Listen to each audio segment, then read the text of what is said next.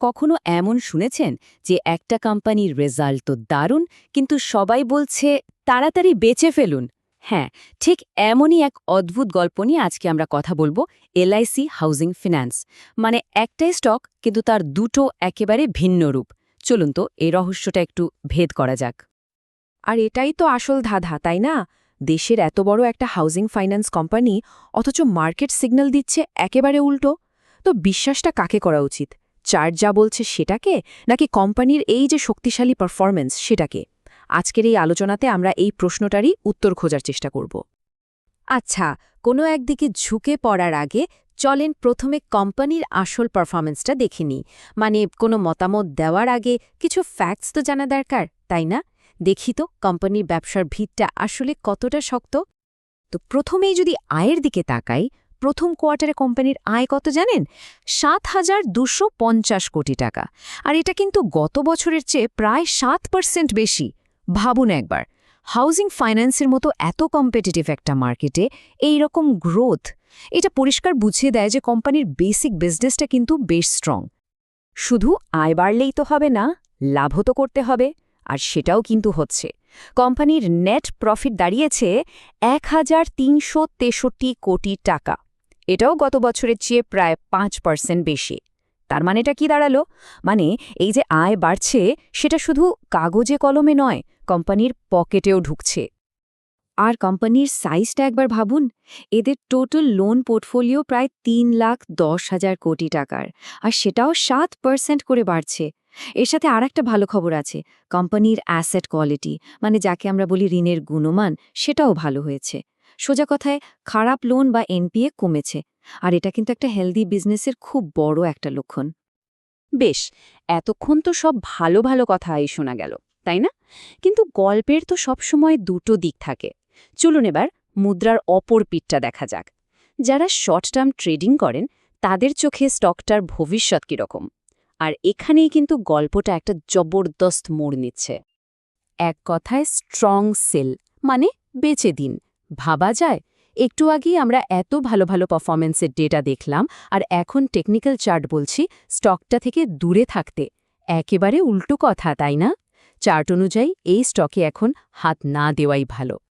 কিন্তু প্রশ্ন হলো, কেন এই স্ট্রং সেল রেটিং? কারণটা হলো টেকনিক্যাল চার্টের প্রায় সব কটা ইন্ডিকেটরই কিন্তু লাল বাতি দেখাচ্ছে। যেমন ধরুন মুভিং অ্যাভারেজ, যেটা স্টকের প্রাইস ট্রেন্ড বুঝতে সাহায্য করে, সেগুলো সব নিচের দিকে। আবার মোমেন্টাম ইন্ডিকেটরগুলো খুব দুর্বল। সোজা কথায় টেকনিক্যাল অ্যানালিস্টদের মতে শর্ট টার্মে এই স্টকের দাম কমার সম্ভাবনাই খুব বেশি। তাহলে কি আমরা ধরে নেব যে চার্টই সব, টেকনিক্যাল অ্যানালিসিসই ফাইনাল কথা? নাকি এই যে শর্ট টার্মের নেগেটিভ সিগন্যাল, এর পেছনে এমন কিছু আছে যা হয়তো লং টার্ম ইনভেস্টরদের জন্য একটা বড় সুযোগ তৈরি করছে? চলুন এই দিকটাও একটু খতিয়ে দেখি। আচ্ছা, এবার আসি লং টার্ম ইনভেস্টরদের কথায়। তারা কিন্তু এই প্রতিদিনের চার্টের ওঠানামার চেয়ে কোম্পানির আসল ভ্যালুর উপর বেশি জোর দেন। তো তাদের চোখে কি এমন কোনো লুকানো ভ্যালু ধরা পড়ছে যা শর্ট টার্ম ট্রেডার্সরা মিস করে যাচ্ছেন? আর এখানে ভ্যালু ইনভেস্টার্সদের চোখ চকচক করে ওঠে। দেখুন, এলআইসি হাউজিং ফিন্যান্সের পিই রেশিও মাত্র ৫.৬, যেখানে এই সেক্টরের অন্যান্য কোম্পানির গড় পিই প্রায় ১৫। মানে কোম্পানি যা আয় করে তার তুলনায় শেয়ারের দাম অনেক অনেক কম। আর ভ্যালু ইনভেস্টররা তো ঠিক এই জিনিসটাই খোঁজেন। শুধু পিই নয়, আরও আছে। এর প্রাইস টু বুক রেশিওটাও দেখুন, মাত্র 0.84, মানে একেরও কম। এর মানেটা কি? খুব সহজ করে বললে, ধরুন আজ কোম্পানিটা বন্ধ হয়ে গেল।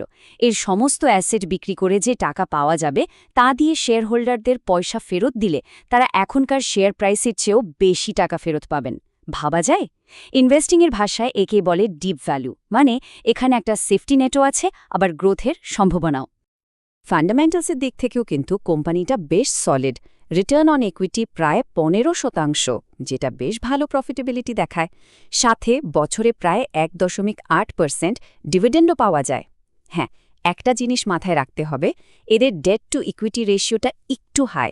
তবে হাউজিং ফিন্যান্স কোম্পানিগুলোর ক্ষেত্রে এটা খুবই স্বাভাবিক, কারণ ওদের বিজনেসটাই তো ধার করে টাকা খাটানোর। তাহলে আমরা কি দেখলাম? দুটো একেবারে আলাদা ছবি। একদিকে শর্ট টার্মে একটা হতাশার চিত্র আর অন্যদিকে লং টার্মে একটা আশার আলো। তো প্রশ্ন হল, ভবিষ্যতের পথটা কোন দিকে যাবে? চলুন এবার এক নজরে দেখে নিই কোন জিনিসগুলো কোম্পানিকে এগিয়ে নিয়ে যেতে পারে আর কোনগুলো বাধার সৃষ্টি করতে পারে। দেখুন, পজিটিভ দিকগুলো কি কি। যদি সামনে সুদের হার কমে, তাহলে হোম লোনের ডিম্যান্ড বাড়বে আর কোম্পানির ব্যবসা সরাসরি লাভবান হবে। সাথে এলআইসির মতো একটা বড় ব্র্যান্ডের নাম তো আছেই, যেটা একটা বিশাল প্লাস পয়েন্ট। কিন্তু ঝুঁকির দিকটাও দেখতে হবে। ইন্টারেস্ট রেট নিয়ে কোনো অনিশ্চয়তা তৈরি হলে সেটা কোম্পানির প্রফিট মার্জিনে চাপ তৈরি করতে পারে, আর যেহেতু ওদের অনেক ধার, তাই ফান্ডের খরচ বাড়লে সেটা একটা সমস্যা হতে পারে। তাহলে এই সব কিছুর পর আমরা কোথায় এসে দাঁড়ালাম? এই যে স্টকের একটা ডাবল রোল, এর শেষটা কি? সত্যি বলতে এর কোনো একটা উত্তর নেই। উত্তরটা নির্ভর করছে সময়সীমার ওপর। একজন ট্রেডার এবং একজন ইনভেস্টর দুজনের জন্যই কিন্তু সিদ্ধান্তটা হবে একেবারে আলাদা। তো যারা শর্ট টার্ম ট্রেডিং করেন তাদের জন্য পরামর্শটা কি? টেকনিক্যাল সিগন্যালসগুলো বেশ নেগেটিভ, তাই এখন অ্যাগ্রেসিভ কোনো বেট না নেওয়াই ভালো। অপেক্ষা করে ট্রেন্ড বদলানোর জন্য ওয়েট করাটাই বুদ্ধিমানের কাজ হবে। আর যারা লং টার্ম ইনভেস্টর, তাদের জন্য গল্পটা ঠিক উল্টো। এই যে এত কম দামে স্টকটা পাওয়া যাচ্ছে, সাথে কোম্পানি ব্র্যান্ড ভ্যালু, এটা একটা দারুণ সুযোগ হতে পারে। সেক্ষেত্রে প্রতিবার দাম কমলে অল্প অল্প করে অ্যাকিউমুলেট করা স্ট্র্যাটেজি নেওয়া যেতে পারে। শেষ পর্যন্ত প্রশ্নটা কিন্তু ঘুরে ফিরে একটাই, যখন মার্কেট আপনাকে দুটো সম্পূর্ণ আলাদা গল্প শোনাচ্ছে, তখন কোন গল্পটা বিশ্বাস করবেন? চার্টের এই যে প্রতিদিনের হইচই সেটা, নাকি কোম্পানির ফান্ডামেন্টাল ভ্যালুর যে শান্ত কিন্তু দৃঢ় সংকেত সেটা? ফাইনাল কলটা কিন্তু নিতে হবে একজন ইনভেস্টরকে, তার নিজের দর্শন আর লক্ষ্য মাথায় রেখে।